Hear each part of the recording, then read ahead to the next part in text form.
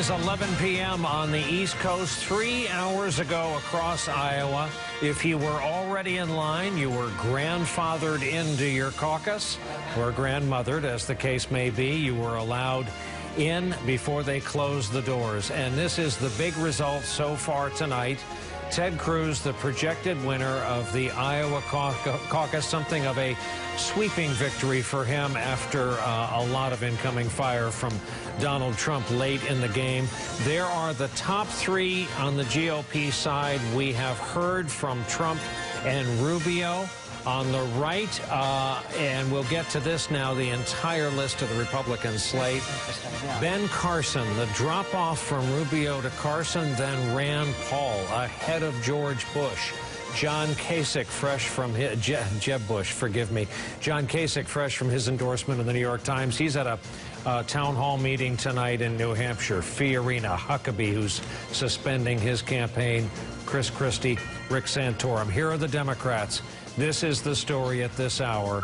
50, 633 to 628.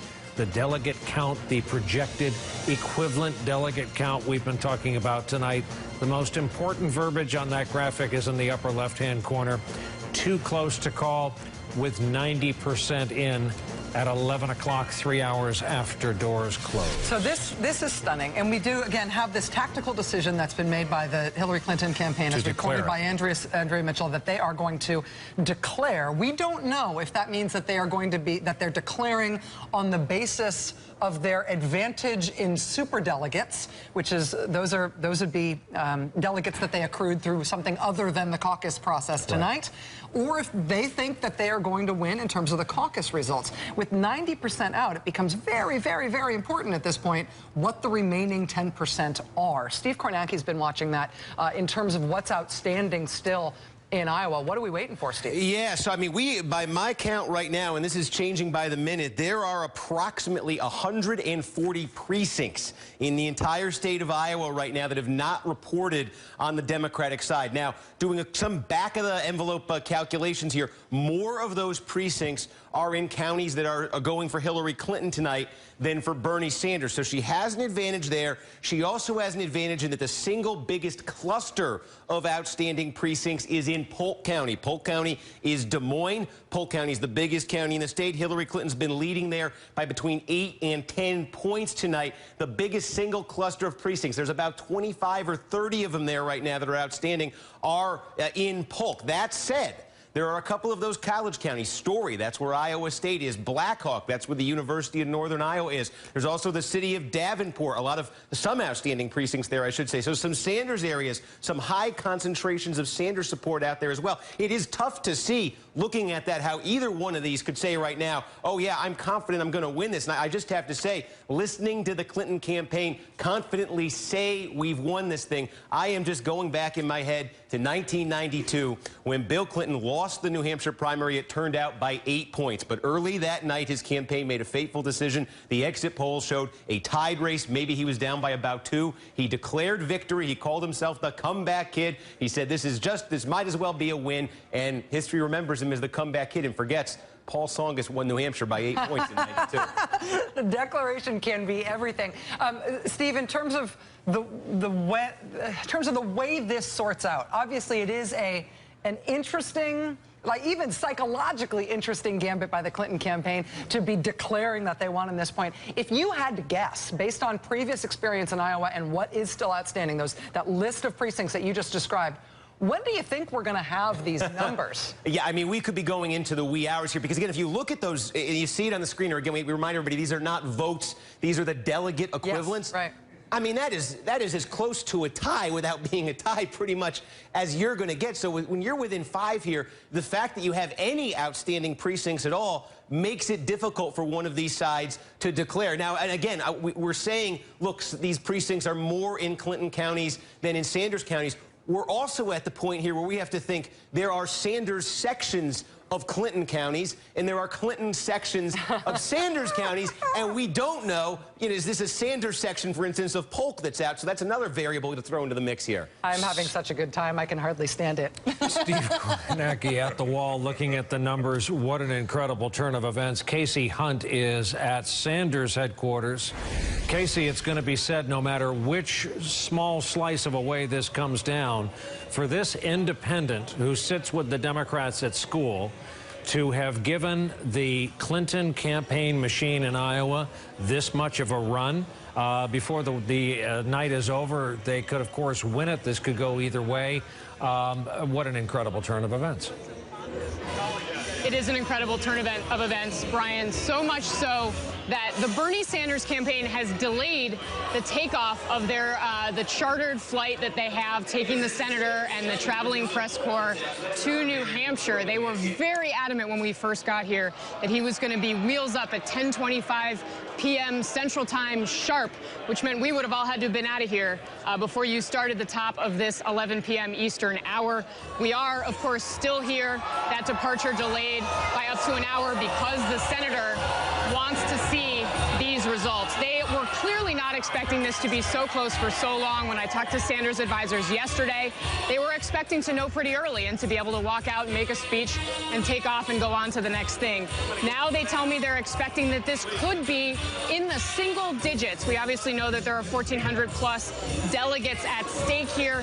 For it to come down to under 10 delegates is really remarkable. And you're right, Brian, this is somebody who is such an unlikely person to challenge Hillary Clinton in this way. We've talked so much about whether this is the candidate who is like Barack Obama was in 2008. But the reality is Barack Obama was a very different candidate. He was historic in being, the first African-American to take this on in a way that was potentially going all the way. He was somebody who he had been a star in the Democratic Party, that speech he gave at the 2004 Democratic Convention. Bernie Sanders has none of that. He's known as this 74-year-old, kind of curmudgeonly independent who wears bad suits and shuffles through the Senate with very little patience. He'll tell you, he'll stop and talk to you and tell you exactly, maybe he'll answer one question and then he'll very quickly be done and he'll, go off. And of course, he's been an independent. And that actually is something that I have heard from a lot of people I've talked to over the course of the last week about why he appeals to them so much. And as much as we've talked about how outsiders are resonating, I think in many ways that independent label has actually helped him in this Democratic primary here, Democratic caucus here in Iowa, Brian.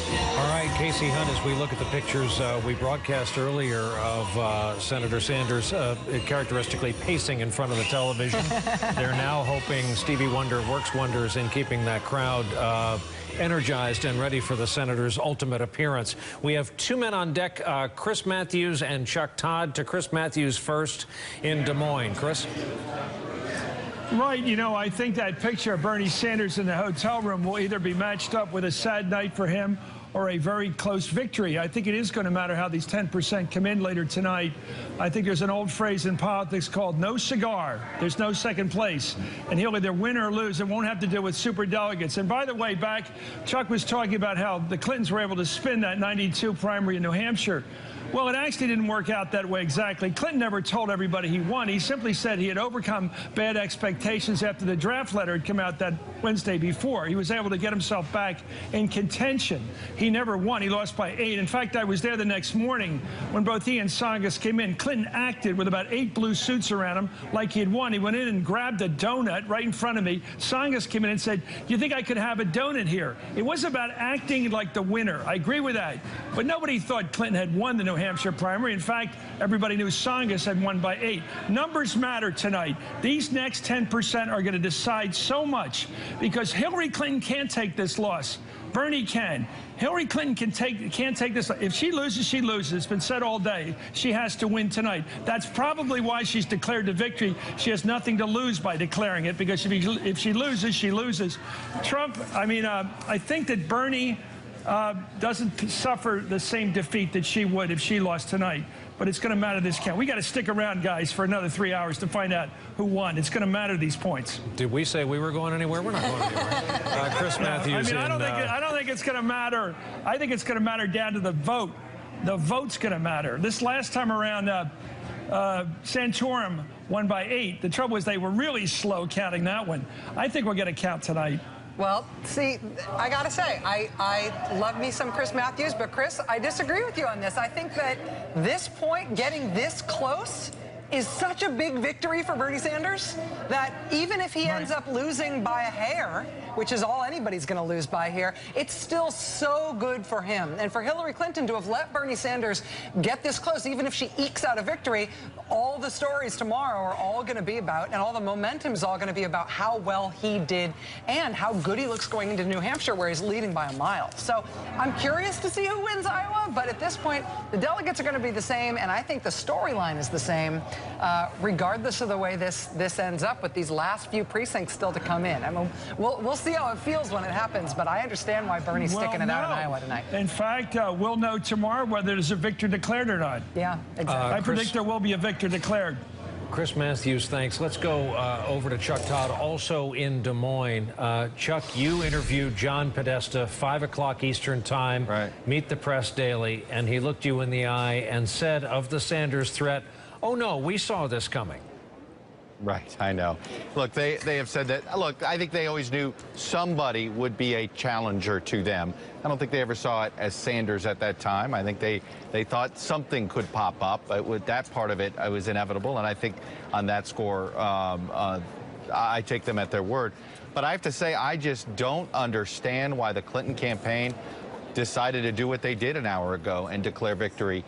Maybe they will win, but they have now made it that much worse if they lose, or if it's a tie or something like that. If they are not the winner now tonight, it is that much worse for them. They sort of have created more of a story than was necessary. Look, I agree with Rachel in this respect. Look, this is a remarkably close race. The delegates are going to be split, although I do believe that in the case of Clinton, a win is a win. A loss would be more devastating to her. Surviving, she gets to do something no Clinton has ever done, which is win Iowa. Even if it's by one delegate, they will have done something there. And I'm sorry, this is an electorate, and this is a contest that was tailor-made for Bernie Sanders. So while even if he comes one delegate short, I could argue if he couldn't knock her off here, where can he knock her off in a state that doesn't touch Vermont? Right? And so that's why I think psychologically Clinton desperately needs to win by a point, even a loss by a point. That is a psychological blow when it comes. But Chuck, I guess we're watching now. I don't get why they declared victory. Looking ahead, obviously New Hampshire is next, and it touches Vermont, and Bernie Sanders has a big lead there. And everybody's got their eyes on South Carolina in terms of Hillary Clinton having that big lead, particularly among black voters in South Carolina. But South Carolina is in third. Nevada is in there too, and Nevada is also a caucus state. There were some very perplexing results in the 2008 race in the Nevada caucuses. Is there anything about this caucus process in Iowa tonight and these surprising results tonight that speak to how things might go down in Nevada? It might end up being way more important than we expected. Look, I do believe that you're going to see Sanders be, the contest he wins down the road. I expect him to win more caucuses than Hillary Clinton. I think that's what we learned tonight, is that he does have the organization to do that. Iowa is obviously someplace where Hillary Clinton put a lot more effort into winning this one. But look, I do think that watching what we're seeing tonight, it's probably Sanders does have a shot in Nevada. I think Nevada is another caucus state, though, that Hillary Clinton's campaign wants to put an extra effort in. But you got a Minnesota that's on Super Tuesday. Colorado is on Super Tuesday, the March 1 Super Tuesday. Those are places that probably give Sanders a slight edge. But let me go back to New Hampshire here. Bernie Sanders does have one New Hampshire problem. His lead is so big. Right? It's sitting at a state that has been very good to the Clintons. When you see a week of campaigning, does suddenly a Bernie Sanders 7-point win not look as impressive if somehow Hillary Clinton massively closes that gap here? So I do think that the public polling perception does give Hillary Clinton sort of almost a free ride in New Hampshire to potentially close the gap. Almost a free ride in New Hampshire to potentially close the gap and change that storyline a little bit. Chuck, please don't make any other plans for the night. We need your advice and counsel. 15 minutes after 11. We are going to fit a break in with the proviso that we're awaiting 3 big speeches. We've yet to hear from Ted Cruz, Bernie Sanders, Hillary Clinton. We will blow out of said break if they begin. Otherwise, our live coverage continues just on the other side.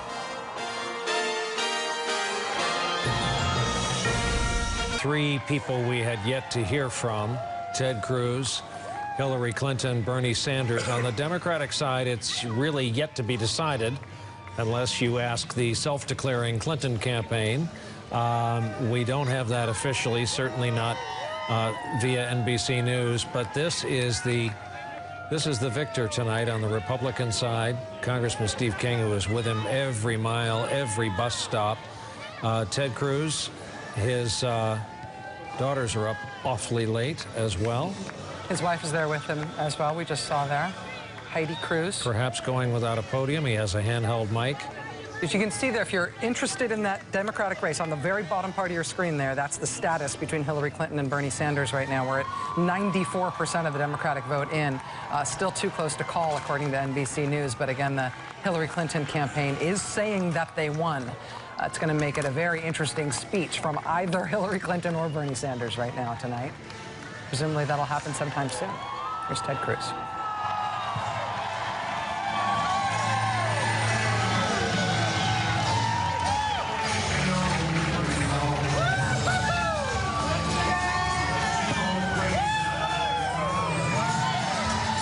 God bless the great state of Iowa.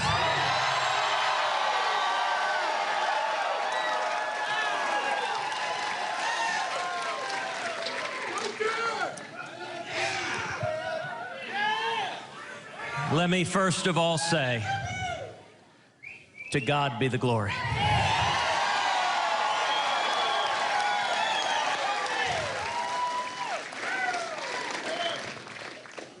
Tonight is a victory for the grassroots.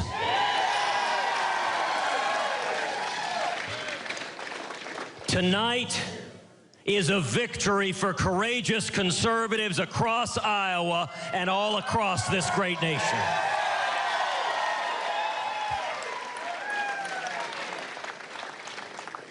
Tonight, the state of Iowa has spoken.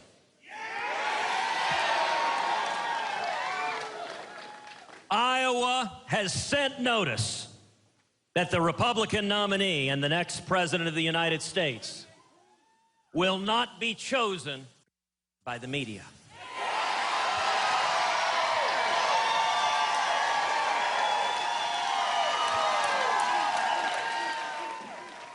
Will not be chosen by the Washington establishment.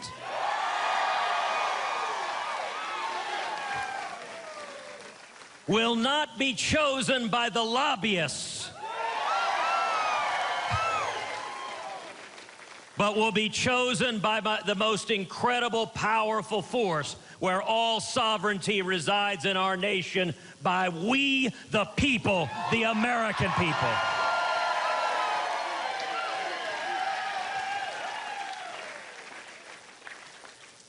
Tonight, thanks to the incredible hard work of everyone gathered here, of courageous conservatives across this state, we together earned the votes of 48,608 Iowans.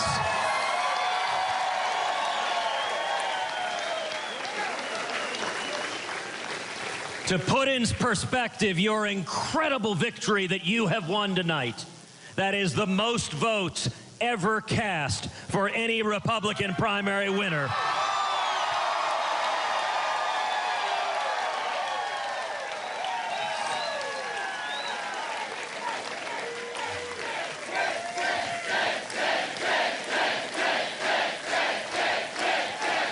Tonight is a victory for millions of Americans who have shouldered the burden of 7 years of Washington deals run amok.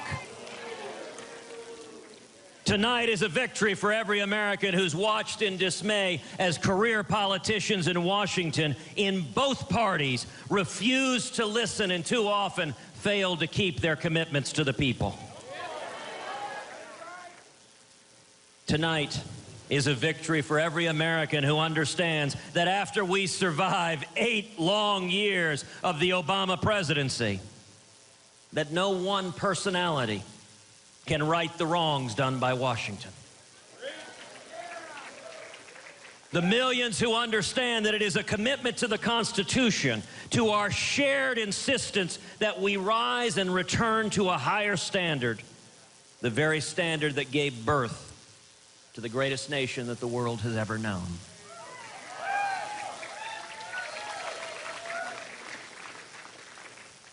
To the revolutionary understanding that all men and all women are created equal. That our rights do not come from the Democratic Party or the Republican Party or even from the Tea Party. Our rights come from our Creator.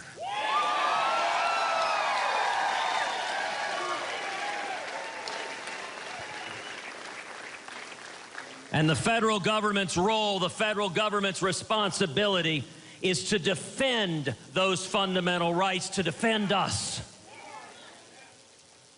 And while Americans will continue to suffer under a president who has set an agenda that is causing millions to hurt across this country, I want to remind you of the promise of Scripture.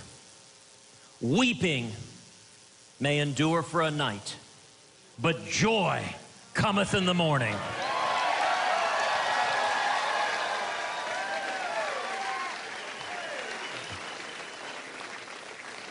Tonight, Iowa has proclaimed to the world, morning is coming.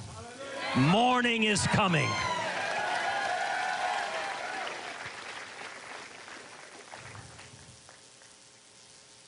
From day one, this campaign has been a movement from millions of Americans across this country to organize, to rally, to come together. Whatever Washington says, they cannot keep the people down. And tonight is a testament to the people's commitments, to their yearnings to get back to our core commitments, free market principles, constitutional liberties, and the Judeo-Christian values that built this great nation.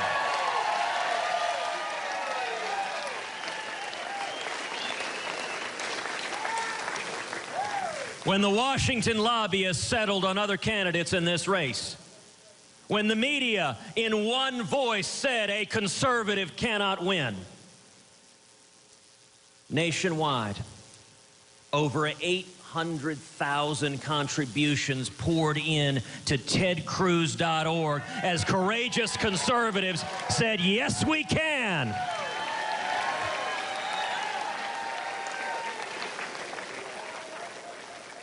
$800,000 contributions at tedcruz.org with an average contribution of $67.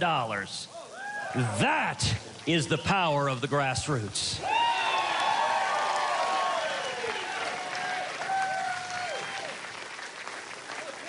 But it's more than that. It's 12,000 volunteers here in the state of Iowa.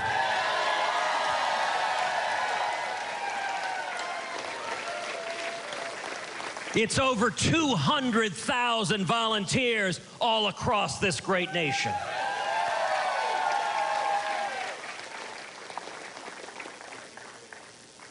You know, during the course of this campaign, people have asked Heidi and me, are you tired?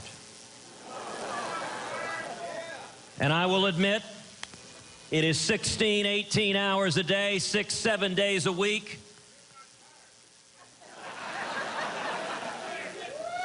We are not tired at all.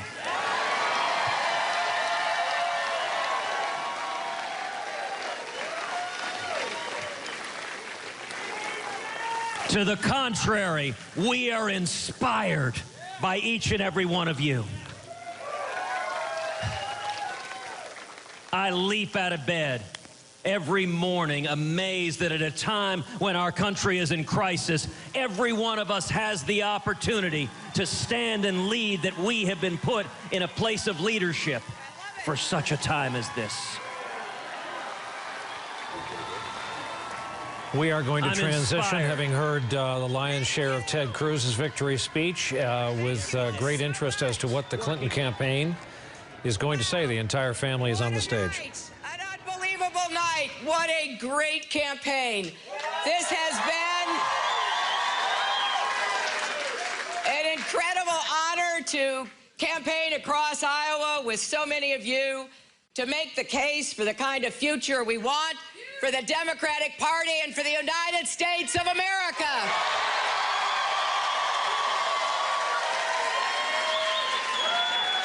There is so much at stake in this election. I don't need to tell you. Every single one of you who came out for me, who worked so many hours, from my young organizers with energy and passion, to the families and friends across this state, I am deeply grateful. We love you. Well, I love all of you. But here's what I want you to know. It is rare. It is rare that we have the opportunity we do now to have a real contest of ideas, to really think hard about what the Democratic Party stands for and what we want the future of our country to look like if we do our part to build it. I am a progressive who gets things done for people.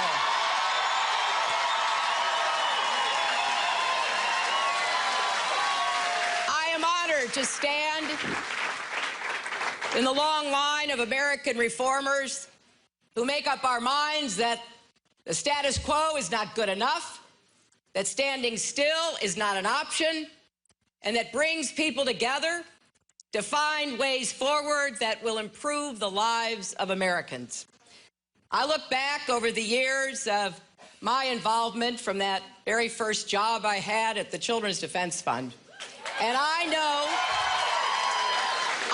what we are capable of doing. I know we can create more good-paying jobs and raise incomes for hardworking Americans again.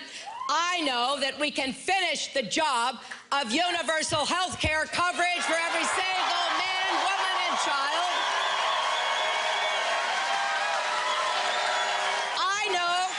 I know we can combat climate change and be the clean energy superpower.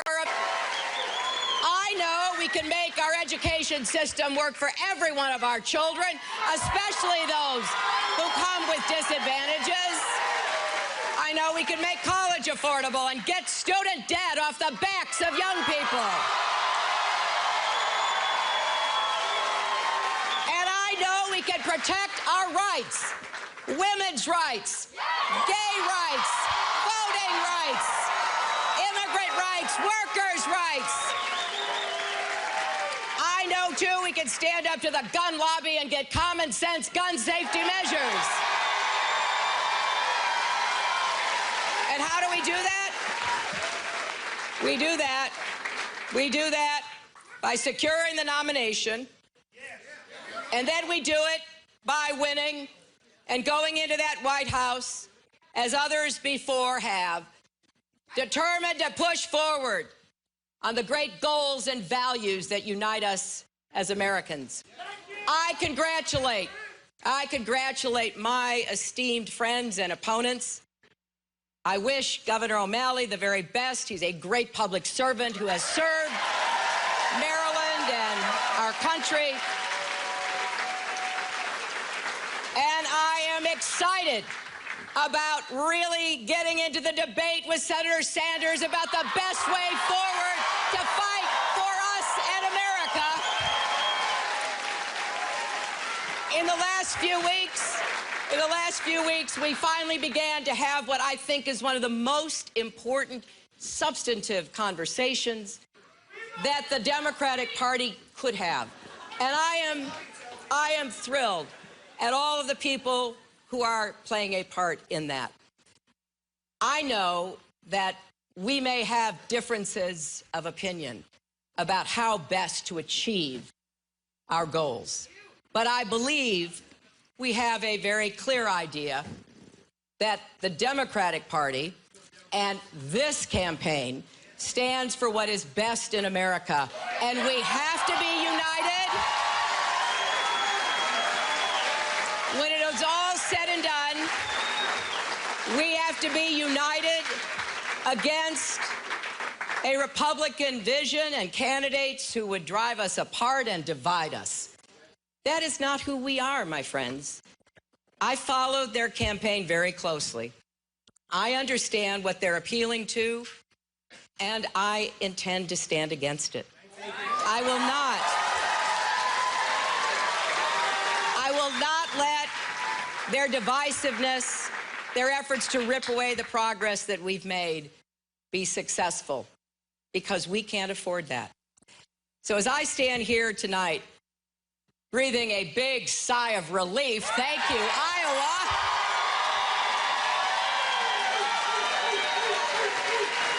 I want you to know, I will keep doing what I have done my entire life.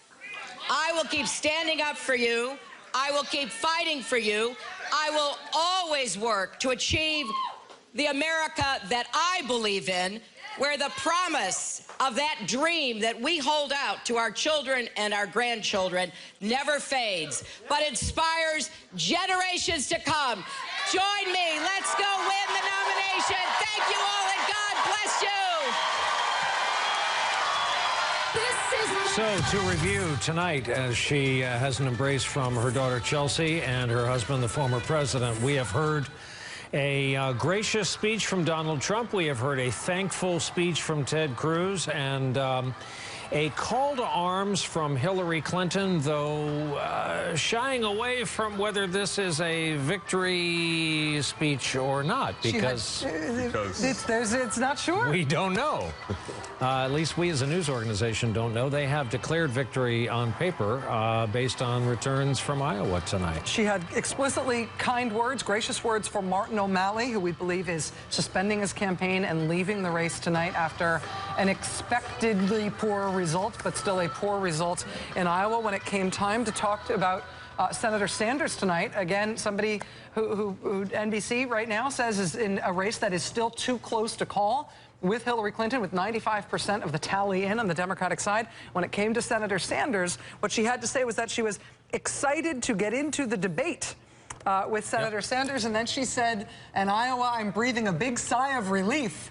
I think that means that she believes they have won. She did not say it in as many words. As close as she got. Yeah. They have won. She did not say it in as many words. As close as she got. Yeah. Casey Hunt's at Sanders headquarters. Casey, what can you add from there?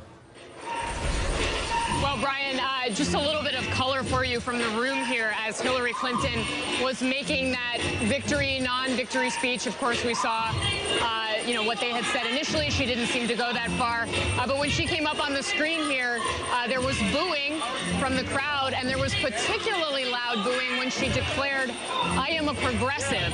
That, of course, one of the things that has united many of these Bernie Sanders supporters, this idea of being a progressive versus being a Democrat or even a liberal Democrat. The other thing I will say in what is an example of the Sanders campaign, knowing its audience, knowing its voters and its fans, as Hillary Clinton was wrapping up that speech, they brought up the theme from Rocky on the speakers here. So a little touch of humor from the Sanders campaign. And so we wait to hear from Bernie Sanders. Anything behind you? I see them. Does this mean... I guess they're just applauding Casey Hunt on the big screen TV. Wow. They have been very excited to see you guys on several occasions tonight, I have to say. The other detail, occasionally their feed of MSNBC has frozen. That happened twice as Hillary Clinton was speaking, which did prompt wild cheering from this audience here at Bernie headquarters. Call your local cable operator. We're at the point of cheering for technical difficulties. I know that time of night. I know how that goes. Gene Robinson, I just want to get your take on this decision by the Clinton campaign to declare that it's a win. What do you think of this strategically? What do you think the impact of this specific decision means? Well, just for the moment, just, you know, the last hour of tonight, what did she do? She came out, she stepped on Ted Cruz's speech, right? Yep. She took away the spotlight, which is kind of a breach of protocol. I mean, you don't speak when another candidate, especially the guy who's the big winner tonight, was speaking. She came out, it was like an alpha dog sort of thing to do, right? And she put down her marker. She, you know, she was able to act like and sound like an optimistic winner who was going on to the next stage. Now, if she turns out not to have actually won, it becomes problematic, but clearly the Clinton campaign believes that she will, you know, get tiny little victory, 50 to 49. What that doesn't do is answer the question within the Democratic Party. It doesn't bring the two Democratic parties together that Hillary Clinton and Bernie Sanders represent. No, that's a long way off yet. This race is in its early stages. This is the one thing we can say for sure tonight. Nicole Wallace, 1 second. We have to go to a break. We're still awaiting Bernie Sanders at his headquarters. We'll come back, resume our conversation right after that.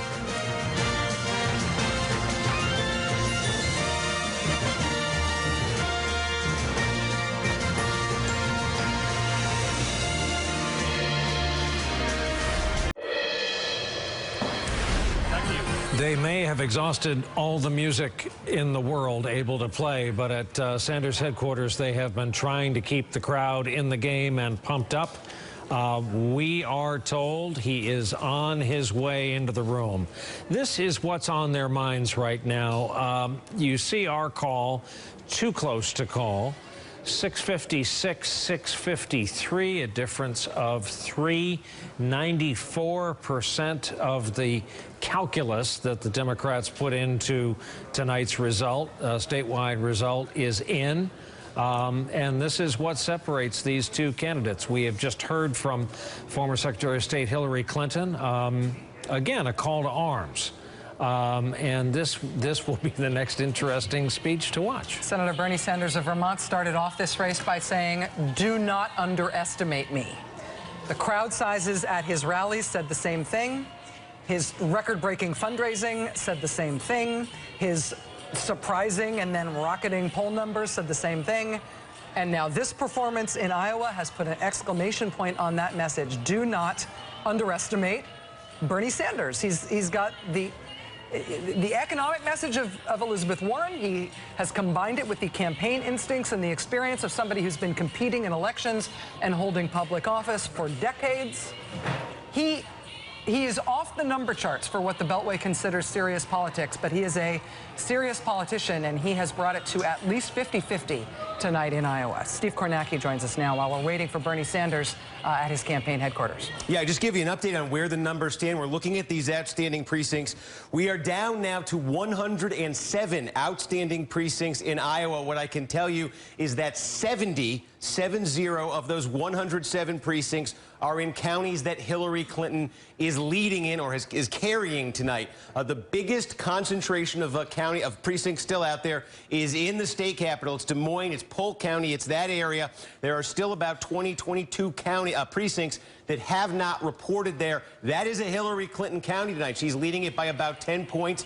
She also has, there are a number of rural counties you probably wouldn't have heard of, scattered around the state. You got 4 precincts here, 6 there. Disproportionately, those are Clinton counties, places she's getting about 60% in tonight. For Bernie Sanders, there are 2 places left in the state where he might be able to make up some ground. One is Cedar Rapids, Lynn County. This is in the eastern part of the state. He's leading in that county, a handful of precincts left there. And then also Black Hawk County, that's where the University of Northern Iowa is. A couple of precincts just reported there in the last 5 minutes that cut Clinton's lead. Still some precincts out right there. One of those college counties where he could still make up some ground. But again, just looking at, and again, we don't know exactly where these precincts lie in each county, but we can tell you they are disproportionately from Clinton counties, the ones that are left. Steve Kornacki at the board. Chuck Todd watching and listening with us from Des Moines. Chuck, what do you feel like adding to this plot line, which, if it backfires on the self-declared Clinton campaign, is going to be Dewey defeats Truman? No, it is, and it was a mistake. And by the way, one of the reasons why you just saw the gap close again for Sanders, there was the gentleman that helps run the consortium that does entrance polls and delegate counting and this or that said, in Dallas County, which is, of course, is basically a suburban county next to outside of Des Moines here, there was a reporting error. It reported sort of too many delegates overall, and as that error was corrected, that sort of it sort of helped shrink that margin a little bit, which is a reminder, when it's this close, there's going to be some rechecking of data, so reporting errors could take place. You know, it's human error. Some of it's handwritten. You never know. But I have to say, I am surprised that Bernie Sanders waited till this late, allowing Hillary Clinton to go first. I'm with Rachel here. He should have seized the day and said, declared success. But by the way, here he is. So yeah, I'll hand it back to you. 15 minutes to midnight on the East Coast.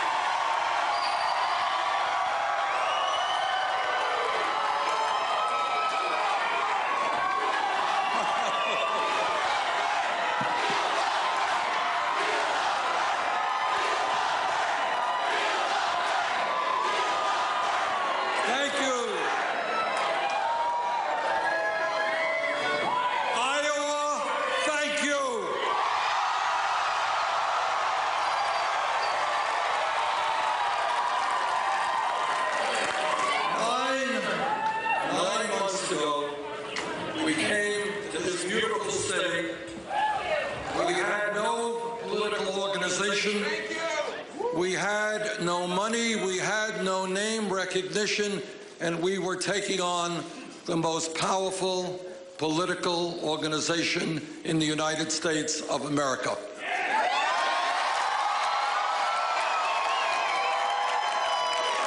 And tonight, while the results are still not known, it looks like we are in a virtual tie.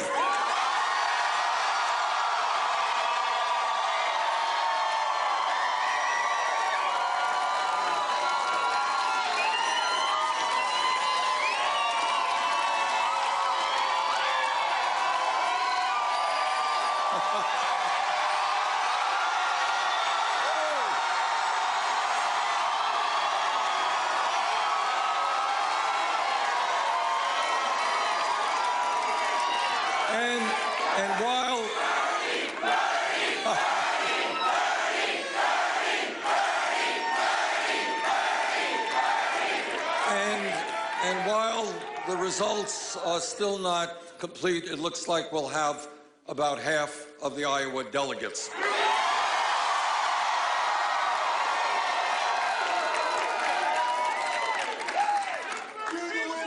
I want to take this opportunity to congratulate Secretary Clinton,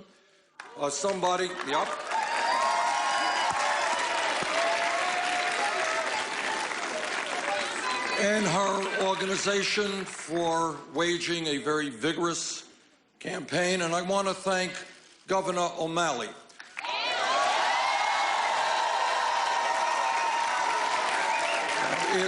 It's never easy to lose. I've lost more than one campaign, but he should know that he contributed a whole lot to the dialogue, that he ran an issue-oriented campaign, and he won the respect of the American people.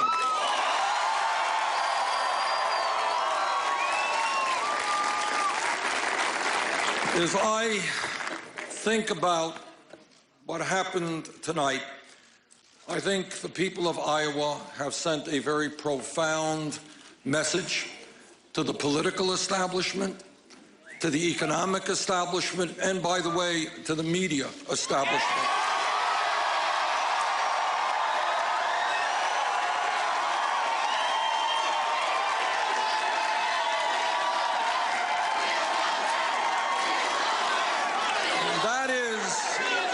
And that is, given the enormous crises facing our country, it is just too late for establishment politics and establishment economics.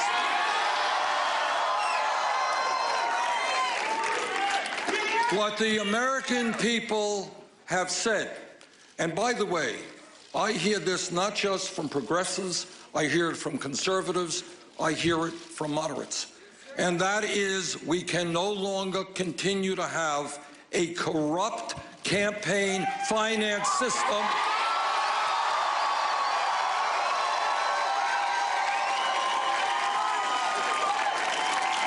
I am the former chairman of the Senate Veterans Committee, and in that capacity, not only have I worked hard to try to protect the interests of our veterans, I've had the privilege of meeting so many men and women who put their lives on the line to defend us and protect our way of life. And what they were protecting is an American democracy of one person, one vote, not billionaires buying elections.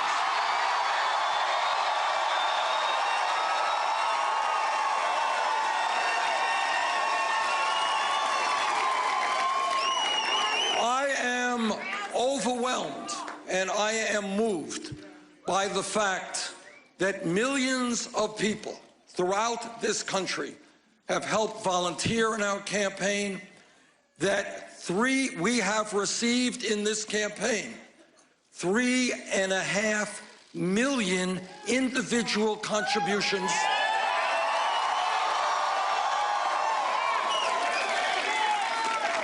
People who went to BernieSanders.com, and you know what the average contribution was? It was $27.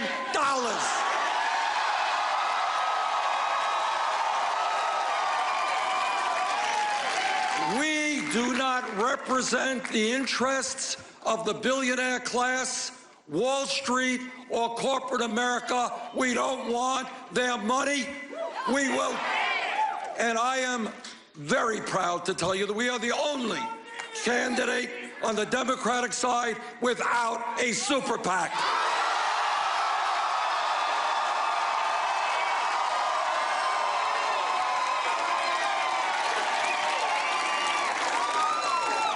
And the reason that we have done so well here in Iowa, the reason I believe we're going to do so well in New Hampshire and in the other states that follow, the reason is the American people are saying no to a rigged economy.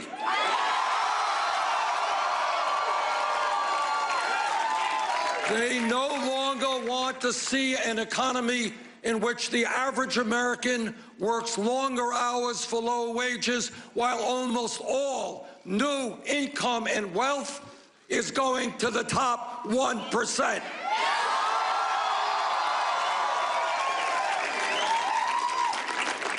What the American people understand is this country was based and is based on fairness, It is not fair when the top 1/10 of 1% today owns almost as much wealth as the bottom 90%.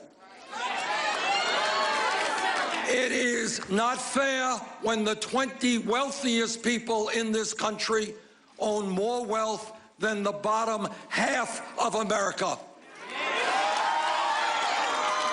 So are you guys ready for a radical idea?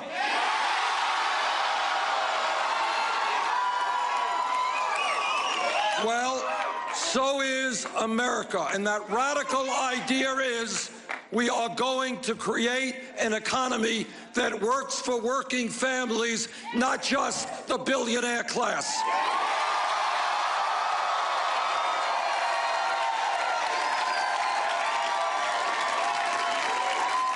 And yes, when millions of our people are working for starvation wages, we are going to raise the minimum wage to $15 an hour. And yes, we are going to have pay equity for women.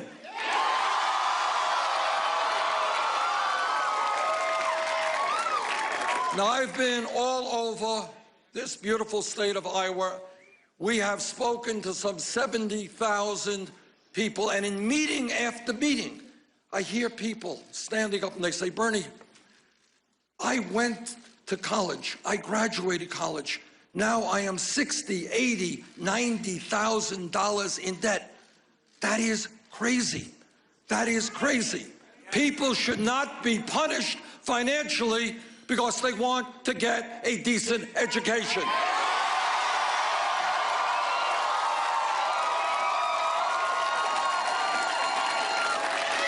And that is why I believe that in the year 2016, public colleges and universities should be tuition-free.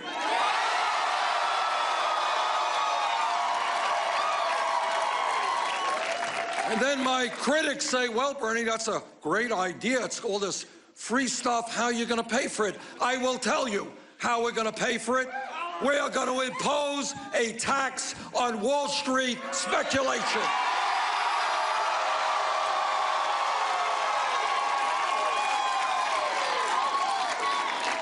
The greed, the recklessness, and the illegal behavior of Wall Street drove this economy to its knees. The American people bailed out Wall Street. Now it's Wall Street's time to help the middle class.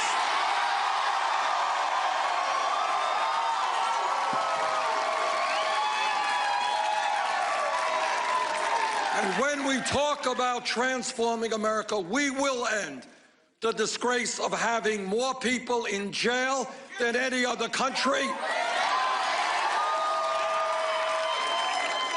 Disproportionately African American and Latino.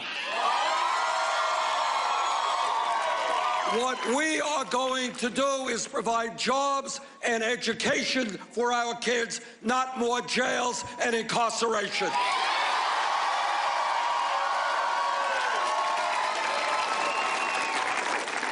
And I'll tell you something that really does astound me. I'm on the Senate Energy Committee, I'm on the Senate Environmental Committee.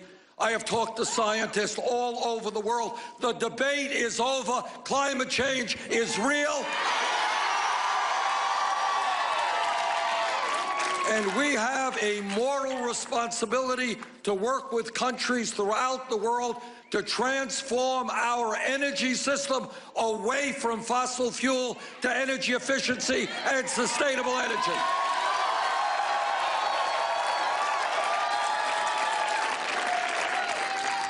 And what amazes me, what totally amazes me, is that we have not one Republican candidate for president prepared to come up and tell us and agree with what virtually all scientists agree with. And you know why they are not prepared to do that?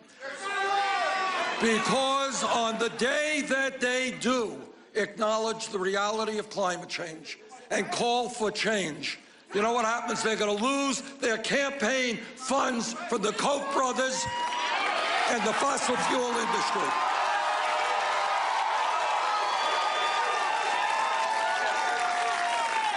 So I say to the Republicans, stop worrying about your campaign funds from big oil or the Koch brothers or the coal industry. Worry about the planet you're going to be leaving your children and your grandchildren.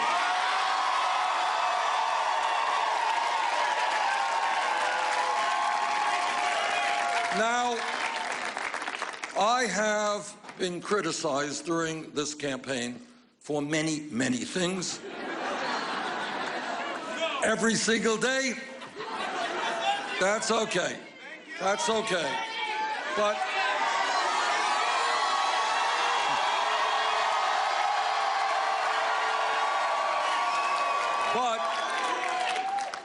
let me repeat what I believe. I believe that at a time when every major country on earth guarantees health care to all people as a right, that I believe that we should do the same in the United States of America.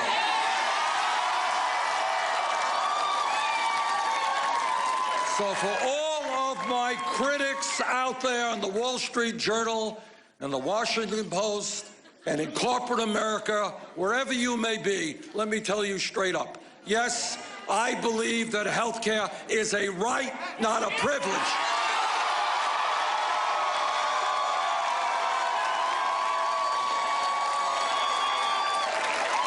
And that is why I believe in a Medicare for all single-payer program, which will not only guarantee health care to all, it'll not only end the pharmaceutical ripoff of the American people, but it will save the middle-class family, the average middle-class family, thousands of dollars a year in health care costs.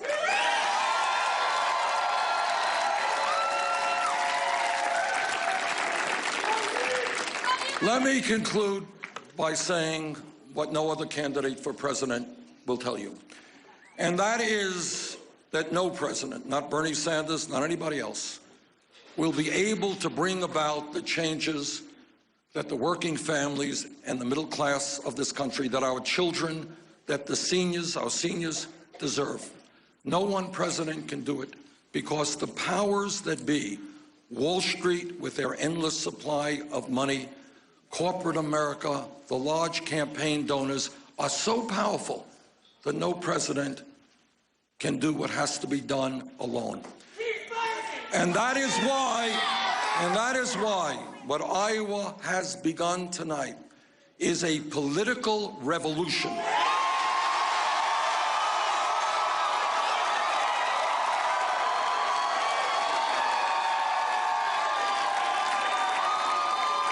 A political revolution that says when millions of people come together, including those who have given up on the political process, they're so dismayed and so frustrated with what goes on in Washington, with young people who before had never been involved in the political process. When young people and working people and seniors begin to stand up and say loudly and clearly, enough is enough,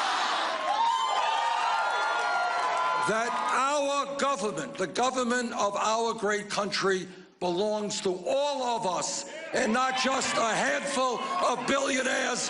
When that happens, we will transform this country. Thank you all very much.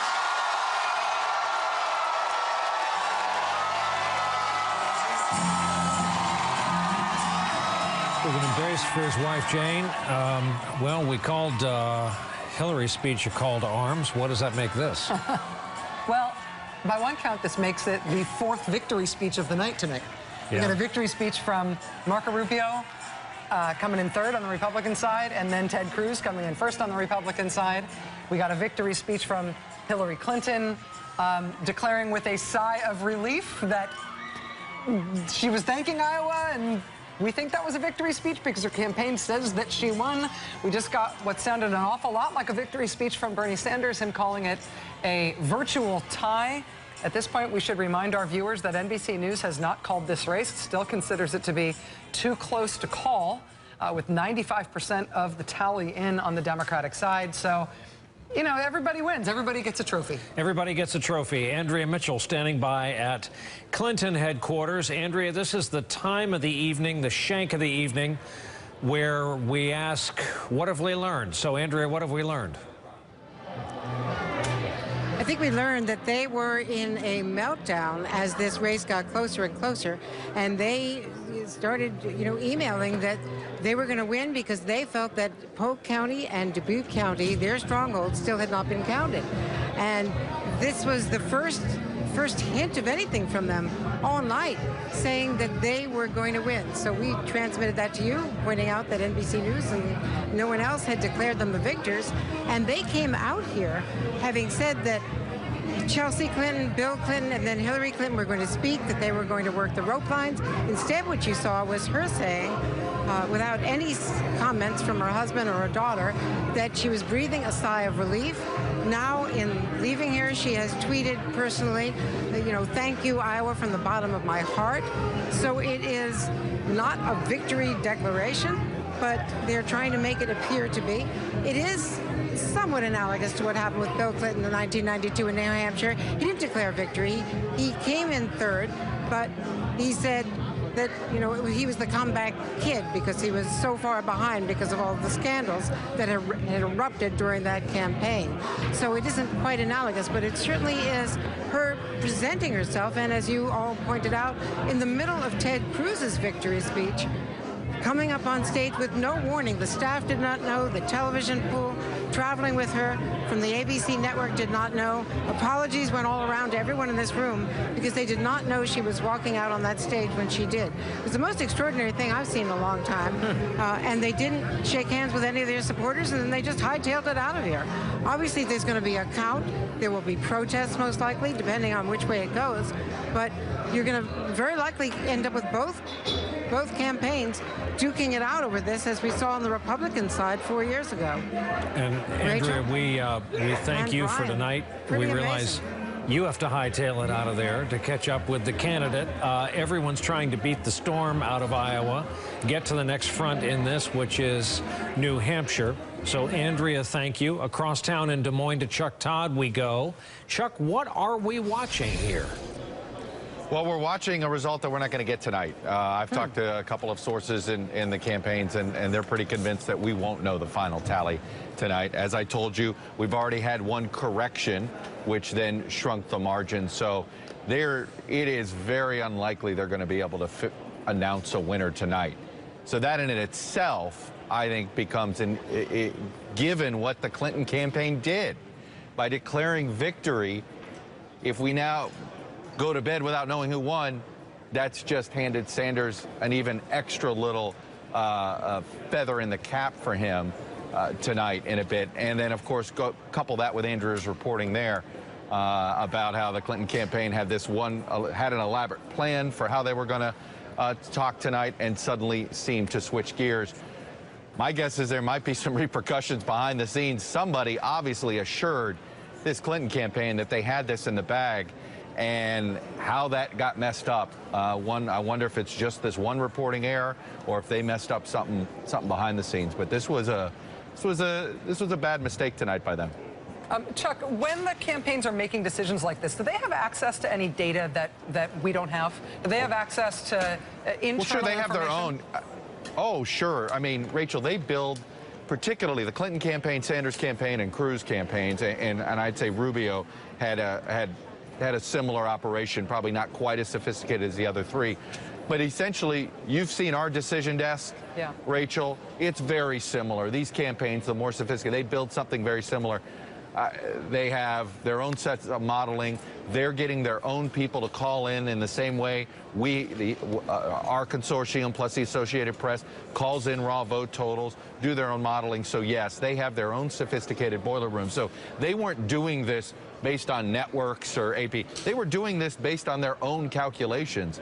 That's why you have to ask yourself, how did that happen? Yeah. Right? Unless somebody decided it doesn't matter, let's just declare victory and get out of here and see if we can keep attention away from this. But again, I think, nothing's a fatal error at this point. But that was a bad blunder tonight. Chuck Todd in Des Moines. Chuck, thank you. And you mentioned the decision desk there. We are actually going to go to our decision desk right now. Steve Kornacki has left the studio that we are in, walked across the hallway, found the secret entry that we're not allowed to know about, and gone into the decision desk to find out what exactly is going on with the 5% that we've yet to hear about from the Democratic race. What can you explain, Steve? Yeah, well, Rachel, that's right. I got the secret handshake right. They let me in, so I'm here with John Lipinski. He's the director of elections here at the decision desk here. So, John, let me just first ask you, we heard Chuck Todd there saying that he's hearing we're not going to know a winner tonight on the Democratic side in Iowa. When you're looking at the returns, is that what you're seeing? Well, look, we're a data-driven operation here, but right now where we're at, we use statistical models to call races, but it's not a model exercise right now. It's actually a counting exercise. So Chuck is actually right.